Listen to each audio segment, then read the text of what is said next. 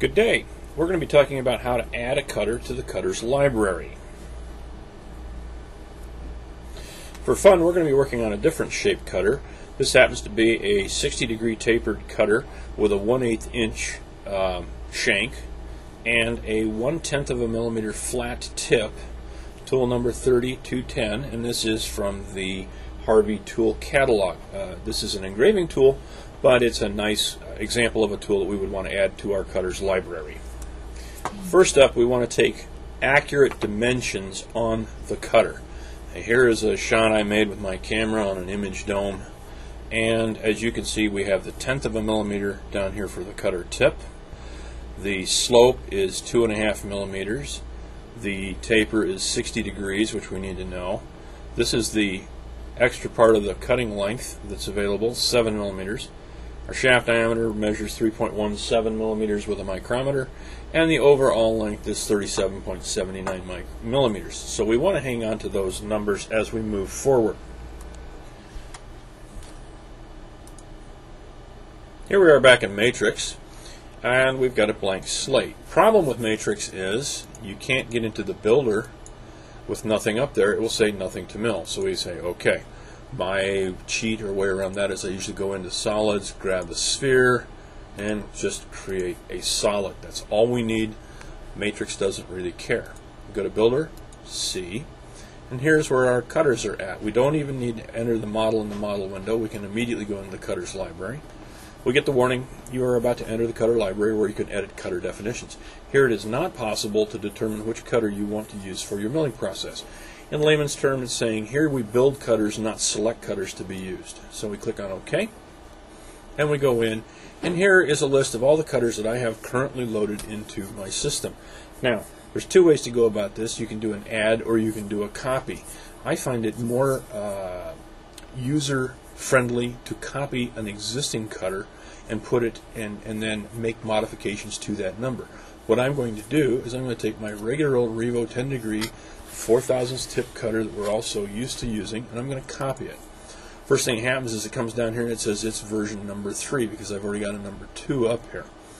Well, first thing I'm going to do is I'm going to change the name of this, and I'm going to make it like Harvey Tool, put a dash, and then I'm just going to put in Harvey Tool's tool number 3010.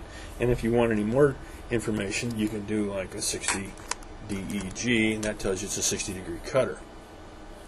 Come up here. The type of cutter is either a regular cutter or a disc cutter. In this case, we're talking a regular cutter. The angle, this says 6.5 degrees on the 10. What we're going to do is we're going to change that. Half of the angle is 30 degrees. And you can see over here on the side it automatically flipped to a 30-degree shape. Tip diameter. Remember we had a tip diameter of, oops, wrong window. There we are. Tip diameter of 0.1 millimeters. So we're going to want to put 0.1 in here. Now, flat tip diameter, same thing. We'll leave it at 0.1. We'll backspace over, make that. Pass depth 0 millimeters, that's fine. Resolution 0.08 of a millimeter. Pre-pass 1.6. We're going to leave those alone. Tip correction of 0.5 millimeter is fine. Then shank diameter or shaft diameter on this thing happens to be, starts out at 0, just like it shows here. If I put in my 3.17 and then move down, it doesn't really make any difference, but the truth of the matter is it should say 0. You can see what happens when we change our shaft diameter. We go back and put 3.18 in, and we make it full-length shaft again. Flute diameter goes out to 3.18 or 3.17 in this case, is what we actually measured on our tool. And our flute length was 7 plus 2.5. Now watch what happens when we put this in. If I put in 7 plus 2.5 is 9.5, 9.50, and that pretty much describes the cutter. Right there is where it clips off, and that is our total cutter. Notice that we didn't put in the total length of the tool because that's not really doing anything for us.